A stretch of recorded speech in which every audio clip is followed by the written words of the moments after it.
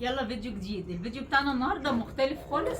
جبت حاجات كده من السوق النهارده، قلت كده اشارككم ونشوفوا الاسعار عامله ايه. الاسعار بصي بتطلع وبتنزل بينا، بتلعب بينا الكوره. الاول كده نسمي الله ونصلي على الرسول، اللهم صل وسلم وبارك على سيدنا محمد. ما تنسيش اللايك والاشتراك في القناه وتسيبي لي كومنت حلو منك.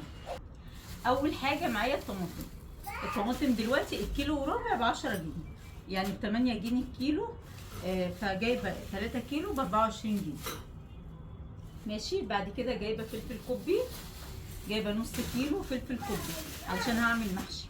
النص كيلو ب 8 جنيه. ماشي. والفلفل الطويل ده زي ما قلت لكم بحبه قوي استخدمه في الاكل. الكيلو ب 16 جنيه، جايبه كيلو. حلو كده. وكمان جايبه كيلو كوسه.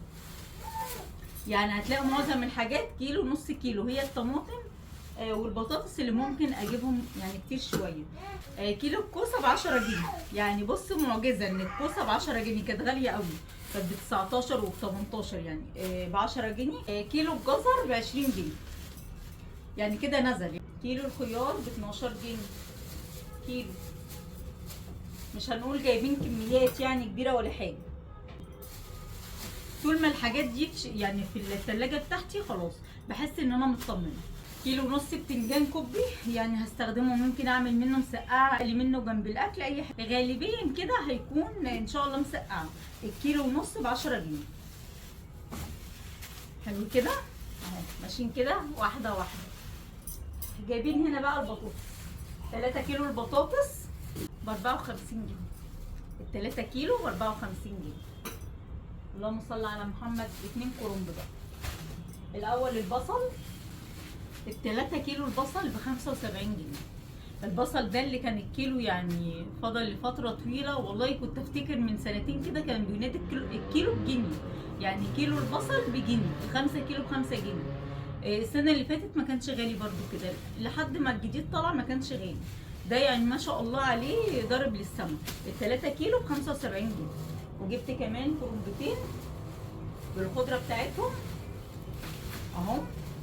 يعني هما مش كبار قوي فجبت 2، يعني كنت عاوزه اجيب واحده بس كبيره فلقيته صغير، جبت 2 بالخضره بتاعتهم اهي. جبت شبت وكزبره بس. بقيت بحب احط على الخضره شبت وكزبره، يعني كنت بحط شبت وكزبره وبقدونس. ففي حد قال لي لا البقدونس بيغير طعم المحشي، جربي من غير بقدونس. وفعلا من وقتها ما بقتش بحط بقدونس خالص. الكرومبه عامله 20 جنيه، حلوه قوي يعني. و20 جنيه 40 جنيه. كنت جايبه واحده ب 30 جنيه، يعني لفيت لي حله صغيره. متهيألي دي تعمل لي حلتين يعني صغيرين، او ممكن حله النهارده وحله بكره. يعني المحشي ولادي كلهم بيحبوه، وجوزي كمان يعني لو بايت قعد يومين 3 ممكن ياكلوا منه عادي لو سخنته. فهعمل ان شاء الله كرنبتين، وجايبه معاهم الكوسه والفلفل كفايه كده. ومخزنه عندي البتنجان، ففي ممكن اطلعه لو طلعت يعني. وجايبه ب 10 جنيه شبت وكزبره ب5 وب5. يعني فاكرين الاول كانت الخضره عامله ازاي؟ ما شاء الله. بصي فاكره ان انا جبت مره ب 15 جنيه حبه قد دول. كزبره وشبت. والعيدان كانت ايه يعني كل ربطه فيها عودين، متهيألي دي كان اكتر يعني. فما شاء الله الحمد لله يعني حاجه رجعت تاني. الخضره رجعت لنا بالسلامه. جبت ب5 وب5، ادي ب 10 جنيه. وده كان الخضار بتاعنا اللي جبته النهارده. الحاجات دي طول ما هي موجوده في شقتك او في الثلاجه بتحسي ان انت يعني مرتاحه او بتوفري كتير. ف الفراخ بقى واللحمه ما بحبش اجيبهم واحطهم في الفريزر.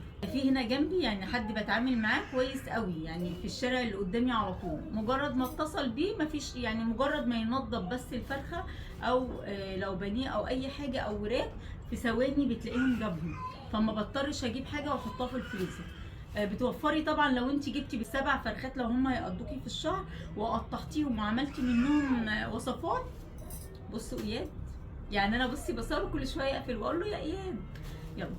المهم كل يعني لو جبتيهم وعملتي كده يعني قطعتي الصدور لوحدها، عملتي شيش طاووق، قطعتي الوراك الدبابيس مثلا طلعتيها لوحدها، وعملتي بقيه الورك لوحده بيكون طعمه حلو كمان. ممكن تطلعي الاجنحه تطلعيها، الحوايج بتاعتها ممكن تعملي في وصفات حلوه قوي، كبد وقوانص، او الكبد لوحدها والقوانص لوحدها.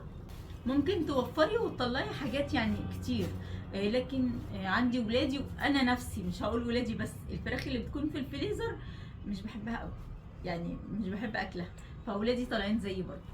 ممكن يعني مش عارفه، الكل بيبقى من عند العظمه كده بتسمر شويه فما بحبهاش، بحب اجيبها صبح. والسمك كمان ما بحبوش في الفريزر خالص، بحب اجيبه يعني صبح. بس كده، هي دي المشتريات بتاعتي. يا رب يكون الفيديو سهل وبسيط ويكون عجبكم. لو عجبكم بقى ما تنسونيش باللايك والشير والسبسكرايب عشان يوصل لكم كل جديد. اشوفكم ان شاء الله على خير، مع الف سلامه.